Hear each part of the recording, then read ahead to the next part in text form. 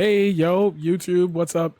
We're having some issues here on the live stream, so if you were here, you'd be, you know, enjoying those. But yeah, it's Tucker Carlson time. It's been a long time. I know I'm late on this by like 2 weeks, but I had a near death in the family, and it was kind of blissful not thinking about this man for the entire time, as his name is halfway scrolled on my screen right now, and I'm shaking visibly with anger. Tucker, you are watching the death of the future of our country. Let's see what he's got to say. Good evening and welcome to Tucker Carlson tonight. Want to hear an amazing I already hate it. I already hate it. story? It has the benefit of being both true and illuminating. Here it is. In 1851, a man called Samuel Cartwright came up with a fairly sophisticated scientific explanation for why so many slaves were running away from See, he don't got bars like that. I wouldn't have fucked that sentence up. plantations in the American South. These fugitive slaves, Cartwright explained, were suffering from a medical disorder. It was called drapetomania. It was a syndrome characterized by an uncontrollable or insane impulsion to wander. So that was the problem. It wasn't that they disliked being enslaved or yearned for freedom and basic humanity. No, no, no. The problem, according to Samuel Cartwright, was that black people as a group were inherently defective. They were Who goes on live television and says that? Oh my god. That's some sick shit. That's some sick shit.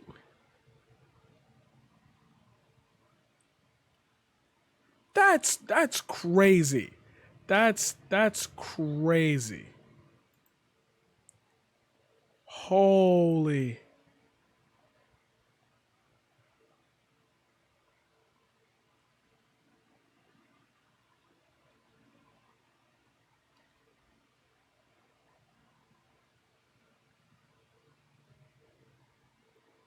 Holy crap.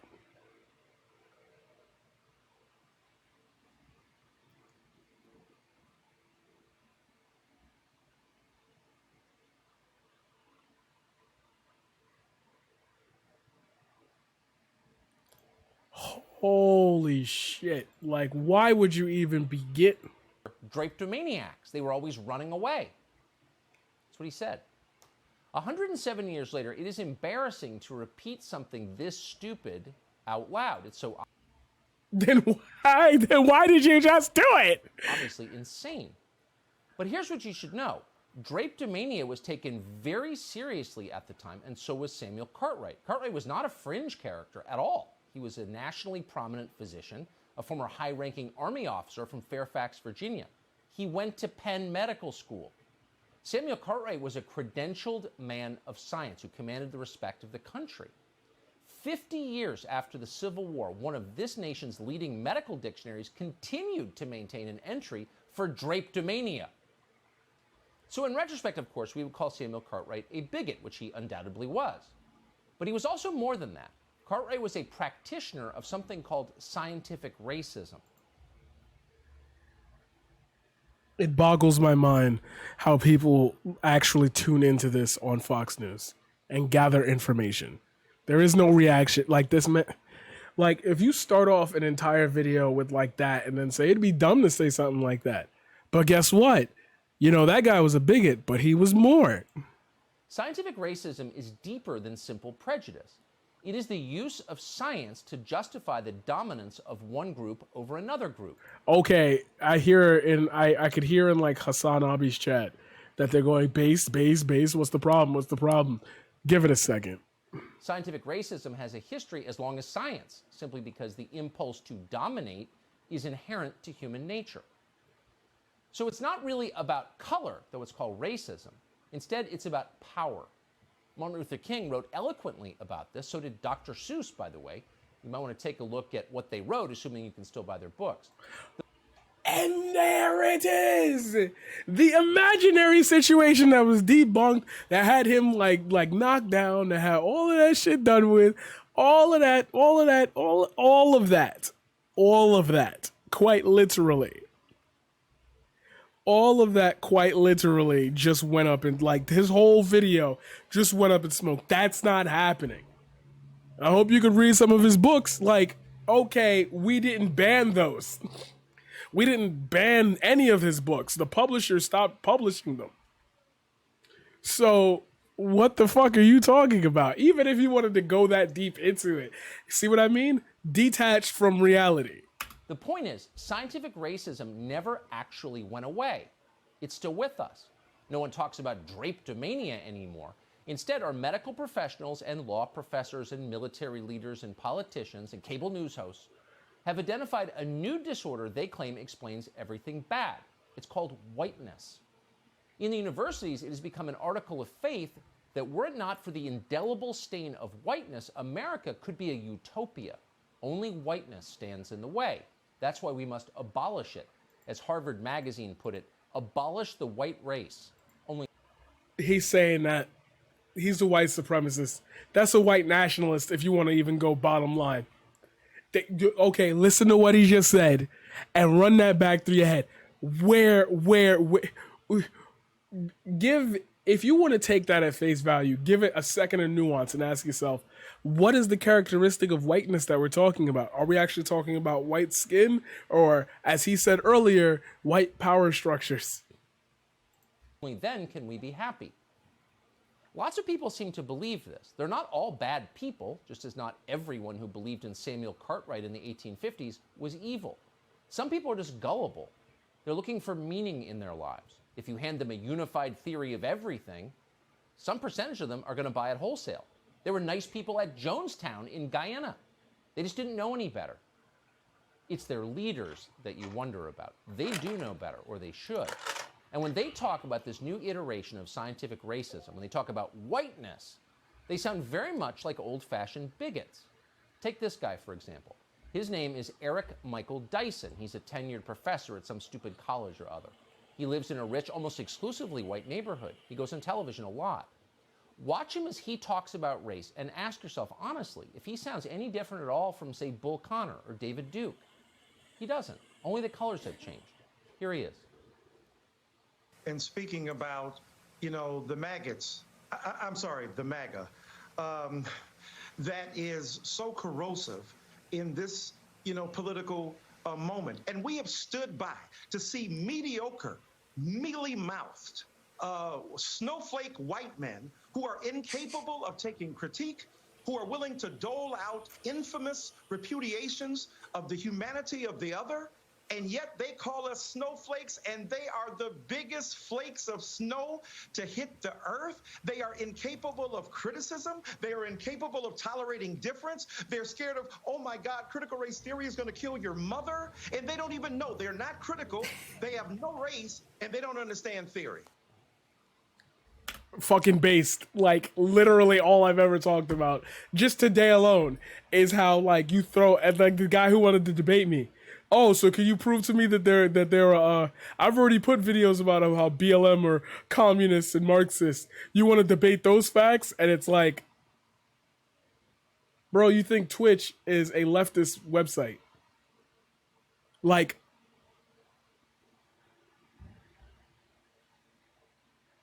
where are we right now?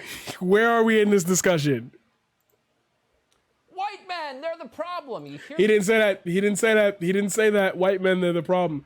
Well, if black people need to be told how to act better so that way their communities are better and how they have personal responsibility, why all of a sudden when white men get told the same thing that those same white men tell about black communities, if you want to go into the whole Joe Biden is a segregationist thing, why is it when that happens, that becomes law, but when we reverse that right back around on you and say, well, if we're going to need to take a look at our communities, you need to take away and look at your power structures, you sit there and say, but we're not the problem. That's the Marxist-Leninists. I heard that on Fox. You Marxists are burning down candle stores and punching Nazis. I'm not okay with one of those things, and it's not the one you think. Like, oh my God. I hear that so often that you don't pause to consider what a change this is. It used to be only a few years ago that the one thing you couldn't do in America was attack people in public on the basis of their race. That's not happening. That's not happening. And if we want to even be funny about it, that's happening. Like, you could take it the other direction. That's happening based on, like, Talk about Asian American hate crimes. Go ahead, Tucker. Drop the bomb. Talk about Asian American hate crimes. I don't like that group because of their skin color. Let's hurt them. You couldn't say that. It was the one unacceptable thing, and for very good reason. You cannot maintain a multiracial democracy unless people of every color have exactly the same rights and responsibilities under the law and are considered of precisely the same moral value under God. You have to have that. That's the most basic prerequisite for a multiracial democracy. All lives have to matter, or it cannot work. It's pretty clear that our leadership class, for whatever reason, doesn't want it to work. Obviously, they don't. Look at what they're doing. When you hear people ascribe blood guilt to a specific racial group, when you hear them talk about the sin of whiteness, what you're watching is the death of our future as a country. When you hear people talking about the death of whiteness, you're listening to them talk about the death of the future of our country. He will expand upon that, but remember, if you want to talk about ideological or intellectual giants, of course, you in the back of your head, you're going to say, well, Tucker's not that. He's just a, guy on the news who says his opinion. It's an opinion piece, right? Then these are the ideas that get broadcast to millions of homes. And they think he has some intellectual prowess. He's on TV. Look, Tucker is on TV. Celebrity. So every word is picked carefully. So that sentence alone tells you the tone of what he's trying to get across. Yes, you need to identify Tucker as a white nationalist now. Because somebody's going to be like, go grab a fucking machine gun and be like, for Tucker Carlson! And we're going to be like, how did that happen? We can't live in a nation of warring tribes. We know very well what that looks like because it's the history of the world. It's miserable and vicious and bloody. We can't allow that. Most Americans of all colors on some level understand this. They don't always have the words to articulate it, but they know it. That's digging on like, if you're an American but can't speak English, you don't have the words to articulate. You see what I mean? When their kids come home from school with assignments that suggest that all races are not in fact equal, that some races are guilty and some are innocent, that some groups are oppressors inherently and others are inherently oppressed. In the universities, this is called critical race theory. No, it's not. Oh my God, that's like studying about African American history and learning like the trials and tribulation, not the trials, the fucking horrendous acts that like America did in that class, and then there is no like, and it all got better. Like literally learning about other cultures' histories in this country would tell you how there was really nothing done to fix it. It kind of fizzled out for a new scary boogeyman issue that more people could identify against as opposed to in favor of, and that created different ostracized groups that moved throughout society with certain idealistic presentations of how the country should be, and we kind of all melted that down into one, the melting pot theory, yes. But that's not what critical race theory is, let alone if you wanted to say critical race theory was that, that's not the direction in which it points at. That's the term that most people go with. Critical race theory. That's what we so often debate on television. That's the clip we just showed you. But critical race theory is an inaccurate way to describe what's happening. Like so much academic jargon, the phrase critical race theory doesn't mean anything. It obscures rather than illuminates. It is designed that way. It is designed to confuse you. What's happening in our schools and our military and our government is both simpler and easier to recognize than that. It's not critical race theory. It's racism. Not neo-racism or reverse racism. Those are meaningless terms. It is race hate. He has a thing on reverse racism. Fuck you. Nope, lying. Literally lying. Unless they deleted it, they unlisted it or whatever. Like, he has a thing on reverse racism. It is peddled by the people in charge in the hope that it will make them more powerful. That's all it is.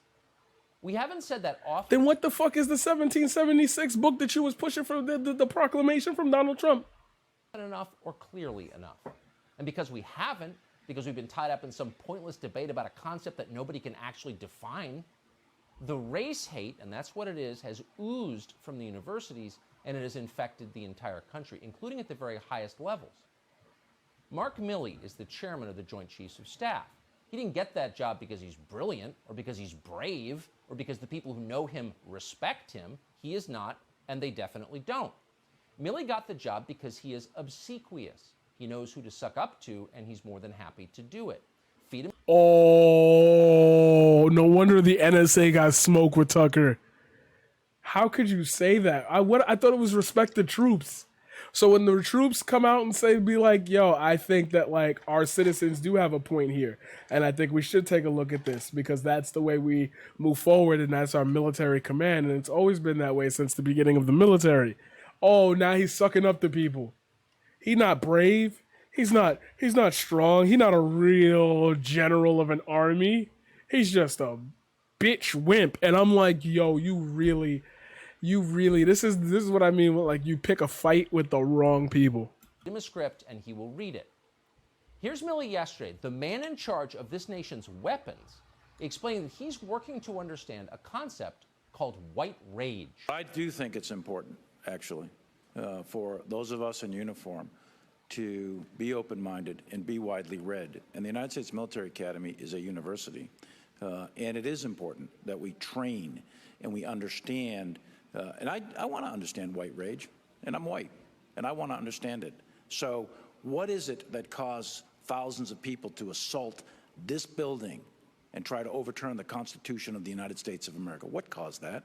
I want to find that out. I want to maintain an open mind here, and I do want to analyze it. It's important that we understand that because our soldiers, sailors, airmen, Marines, and Guardians, they come from the American people. So it is important that the leaders, now and in the future, do understand it. Hard to believe that man wears a uniform. He's that unimpressive. Notice he never defined white rage, and we should know what it is. What is white rage? Well, like drapetomania, it's one of those diseases that only affect people with certain melanin levels. It's a race-specific illness.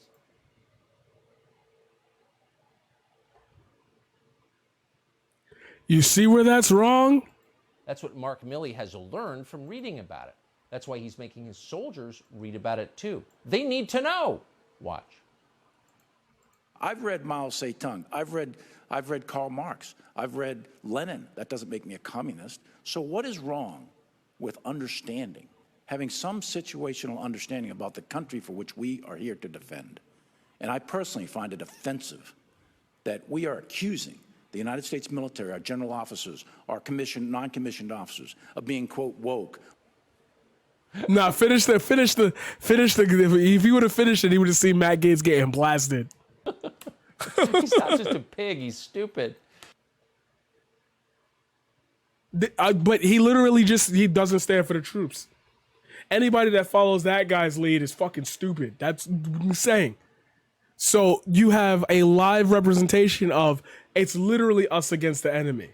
Even if people who are in positions that we so for stand for believe in the things that the enemy does. There is no validity to that. So Mark Milley reads Mao to understand Maoism. He reads communist to understand communism. But it's interesting that he doesn't read white supremacists to understand white supremacy. Why would he want to understand that? I thought it didn't exist. When did he say, I don't read white supremacy to read whites to understand? Didn't he literally just say, what's the problem with reading that? Why is that so important to you, Tucker? Why not go to the source? Well, because Mark Milley would be fired instantly if he read those books, and getting fired is the one thing he doesn't want. But reading about white rage and the systems that white people abuse, you're holding the position as the counter position. You can't do that. In other words, you went on television and just said a bunch of bullshit just to get a snap at a person because you needed something to talk about. He reads about white rage as if it's totally real. It's a medical condition. And by the way, since it's a medical condition... When did he say that? Based on the clips he gave us, when did he say that? At what age can you catch white rage, by the way? Most of us assumed that our 2-year-olds were just teething. Now we know it's their whiteness that's making them so angry. Thanks, Mark Milley. We appreciate your contribution to our generation's scientific racism. By the way, have you read anything recently about winning wars? Apparently not. You don't want that smoke, bro. You don't want that We smoke. could go on and on and on. Pundit after senator after professor after general, each one of them spewing race hate, whiteness, white rage, dressed up as some new academic theory. We certainly have the tape. We'll spare you because you've seen it. It's everywhere. The question is, and this is the question that we should be meditating on day in and day out, is how do we get out of this vortex, this cycle, before it's too late? How do we save this country before we become Rwanda?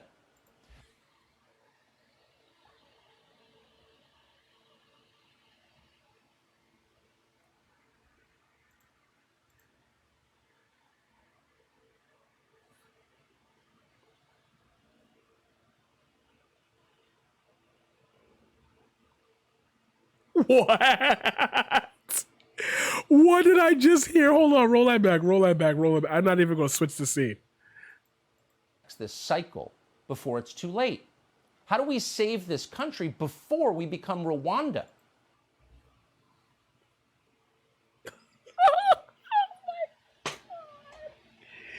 Wait.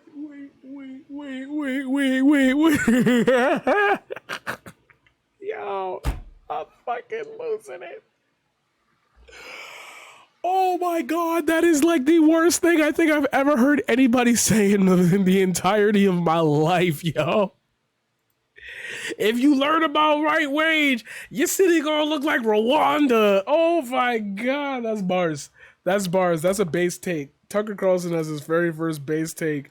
How do we save this country before it looks like Rwanda? I don't know. Maybe help the poor people out. Oh my God, that's straight up out of the white nationalist book.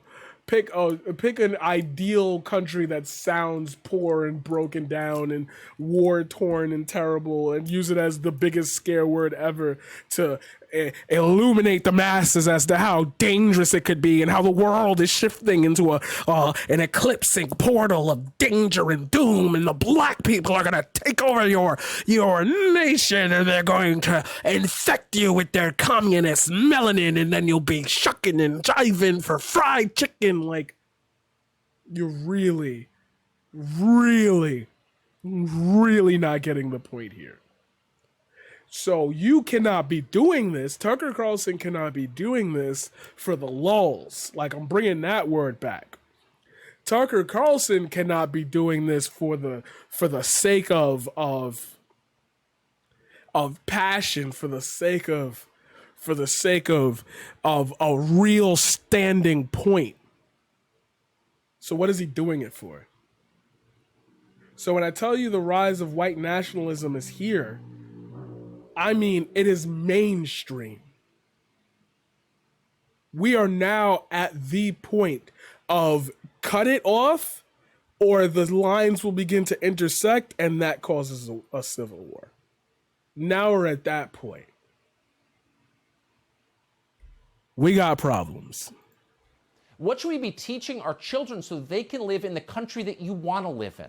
A country full of many different kinds of people, many different, but who actually like each other, who are happy to work together. Did you not just Did you not just spend this entire video shitting on a military general?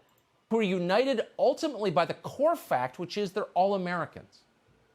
That is the question. Hey, Sean Hannity here. Hey, click here to subscribe to... Fuck you. Fuck you. Fuck this. I'm gonna keep fighting the good fight. That's all I'm gonna tell you right now. I thought it was over. I thought we could have some fun, chill out. There's still things I need to cover that are important. If you came all the way to the end of this video, hit the like button. It's like, I don't know, like right here or something. It's like, it's over here, but like not curved. It's like over here somewhere. Yeah, over there. And hit the subscribe button. It's also in that direction. And watch more content, because like, it's gonna get spicy. I promise you. We gonna do this.